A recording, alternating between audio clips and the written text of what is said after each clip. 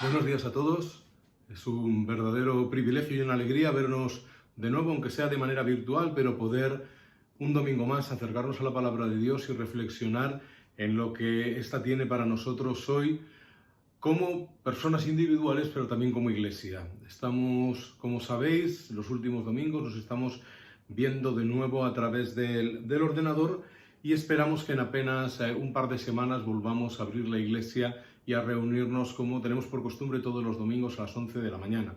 Mientras tanto, no vamos a dejar de congregarnos y no vamos a dejar de acercarnos a la palabra de Dios para ver cómo ésta nos interpela cada día con nuestra realidad, nos desafía cada día a ser mejores y nos muestra cada día cuál es la voluntad de Dios para nuestras vidas, para cada uno de nosotros. Así que si es la primera vez que te conectas con nosotros, te doy la bienvenida y te invito a que nos acompañes en esta mañana a través de las redes, a través de internet, para poder compartir la palabra de Dios.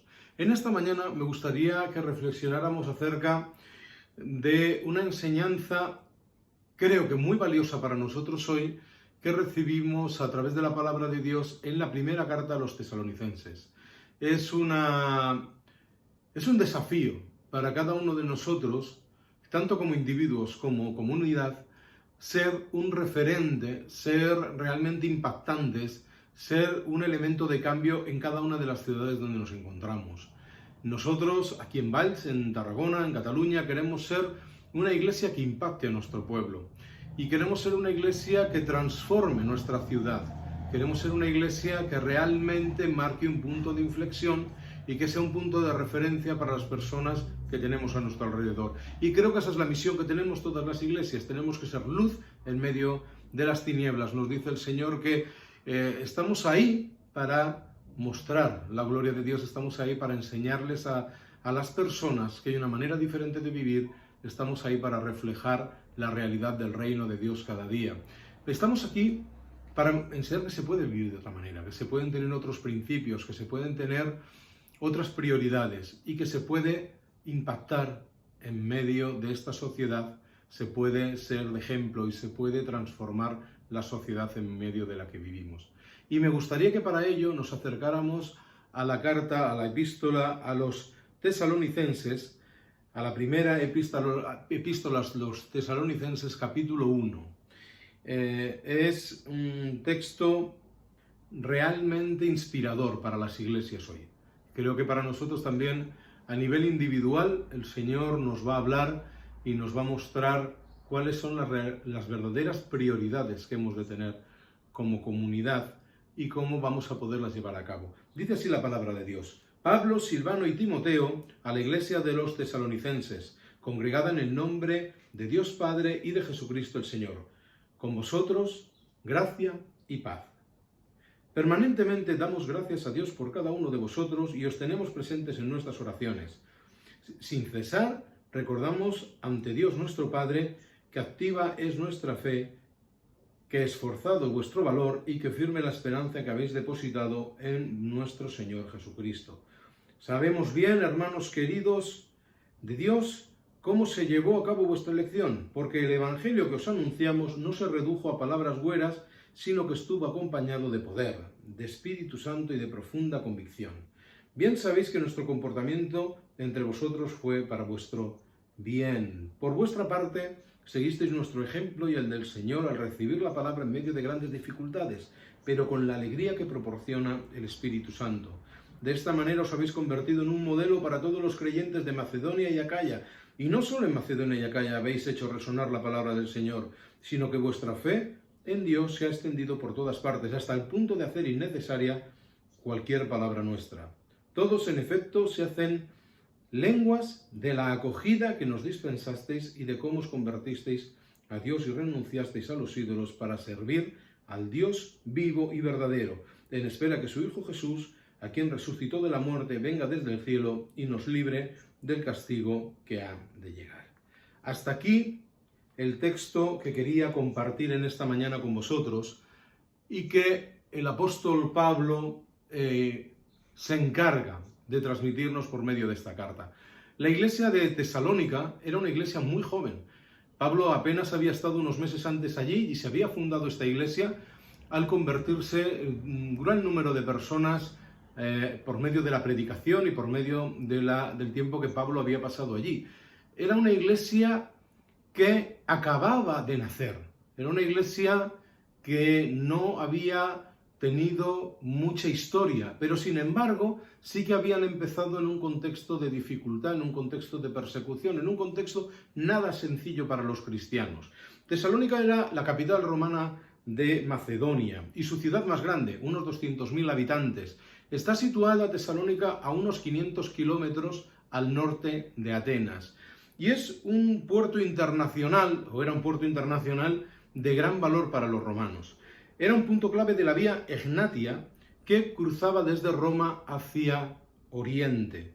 Un punto clave económico, comercial para el Imperio de Roma. Esto había hecho que se ganaran el título de ciudad libre. Como ciudad libre ellos guardaban ciertos privilegios, por ejemplo el autogobierno. Ellos se gestionaban, se autogestionaban, pagaban sus tributos a Roma. Era un puerto romano, era un puerto en el cual Roma estaba manejando y estaba gestionando todo lo que era su economía y todo el tráfico de ejércitos y demás, pero eran una ciudad libre. Como ciudad internacional portuaria con gran poder comercial, tenían una gran afluencia de personas de diferentes países que iban allí a hacer sus negocios, que iban a comerciar, y había crecido alrededor de la ciudad diferentes, numerosos y distintos formas de culto en las cuales las personas vivían sus diferentes creencias. Pero también alrededor de la ciudad habían crecido diferentes maneras de, como en todas las grandes ciudades, diversión, vicio y corrupción y demás cuestiones complicadas que se vivían alrededor de esta ciudad como cualquier ciudad grande, ¿verdad?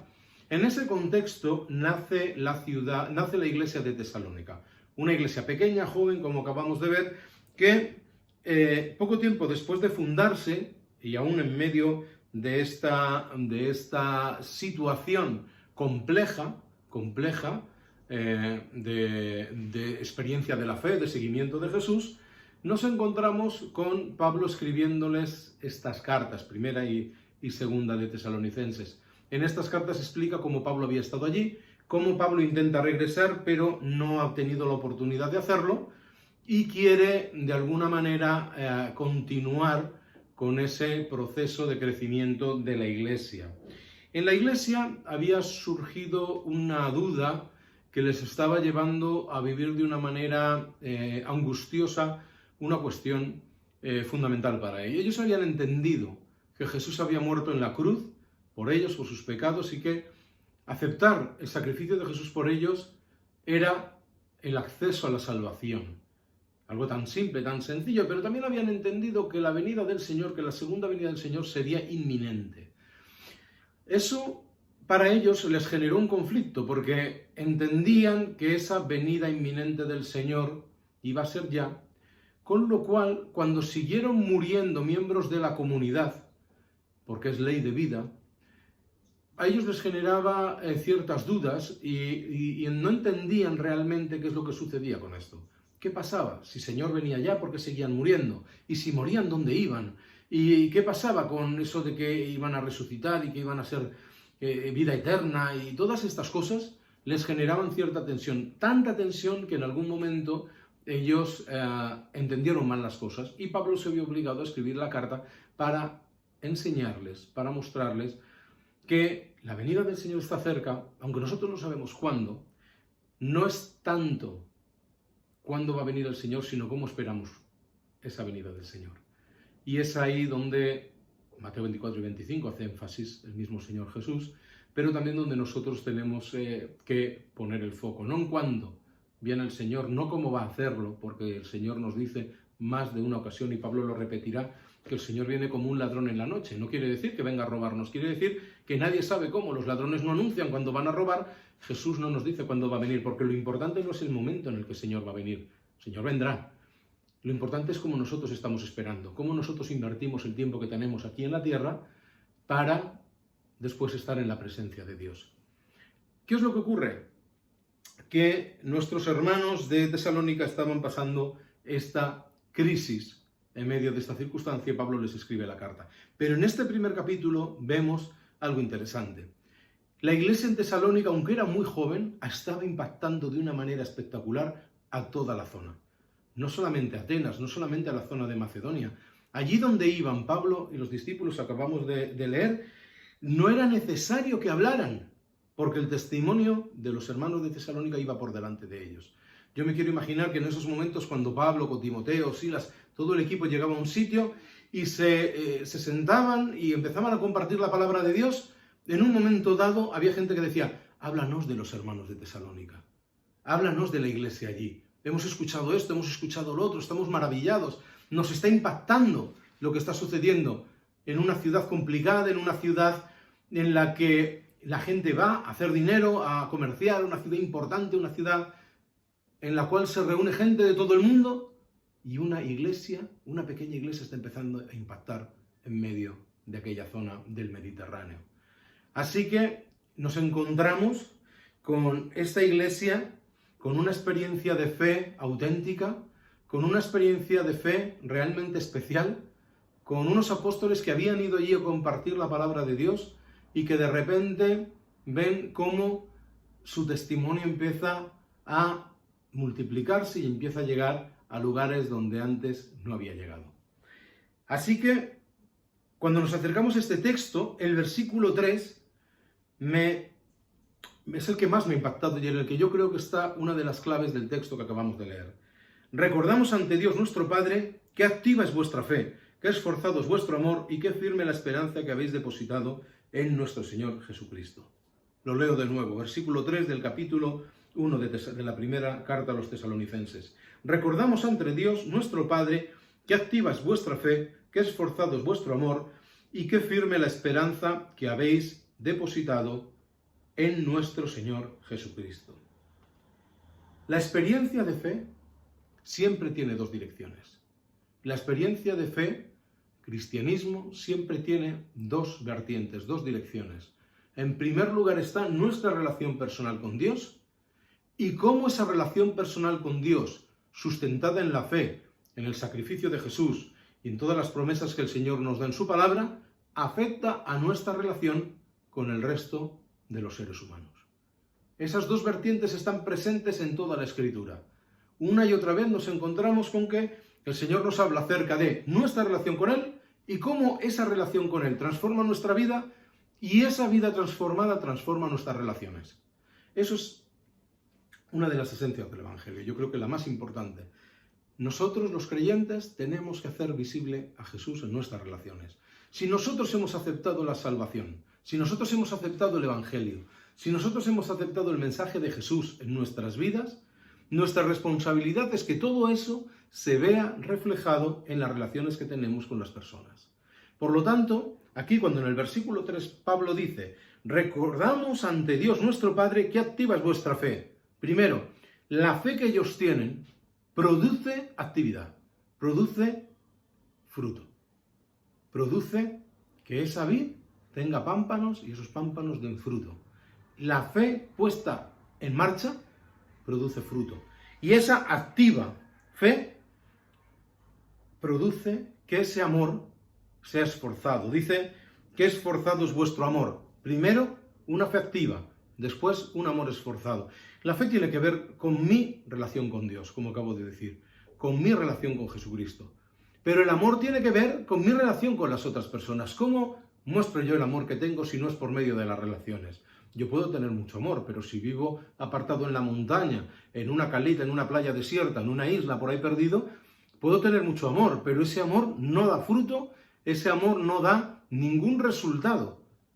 El amor da resultado, el amor es esforzado, el amor da fruto cuando yo tengo relación con otras personas. Me vais a escuchar decir lo mismo en muchísimas predicaciones.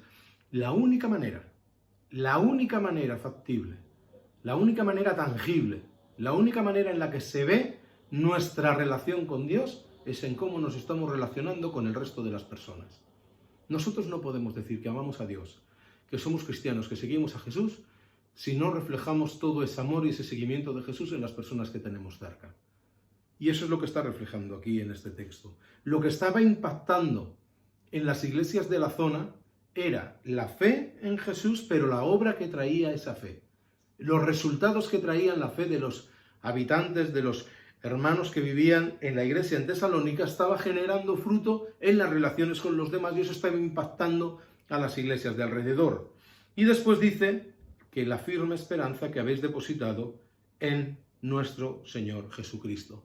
El resultado tan bueno que estaba teniendo la iglesia de Tesalónica en cuanto al testimonio y en cuanto a la obra que tenían que llevar a cabo, viene en función de estas tres patas que sustentan esa mesa: la fe, el amor y la esperanza. El versículo 3 lo resume los tres juntos: la fe en nuestro Señor Jesucristo, el amor en las relaciones con los demás y la esperanza en esa segunda venida de la que acabamos de decir, en la esperanza depositada en nuestro Señor. Esas tres patas, la fe, la esperanza y el amor, son las tres patas que sustentan el cristianismo, que sustentan nuestra fe, que sustentan nuestra creencia, que sustentan nuestra experiencia de fe y de comunidad. Nosotros como iglesia existimos por la fe que tenemos en Jesucristo, cada uno de nuestros hermanos. No somos un club social que nos reunimos alrededor de una afición concreta.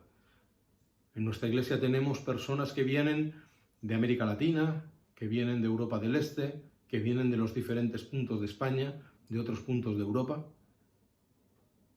Tenemos hermanos de África, tenemos hermanos de otros lugares del mundo. Cada uno de nosotros no nos hubiéramos congregado en el mismo sitio, a la misma hora, cada semana durante años, si no es porque compartimos la fe en Jesús. Todo lo demás, todo lo que ha venido después, la amistad, la fraternidad, el compañerismo, el cariño, vienen después de que hemos acudido a un sitio porque todos compartíamos la fe en Jesús. Por lo tanto, esa fe es el primer punto de unión dentro de la comunidad. Después están los frutos que dan la fe.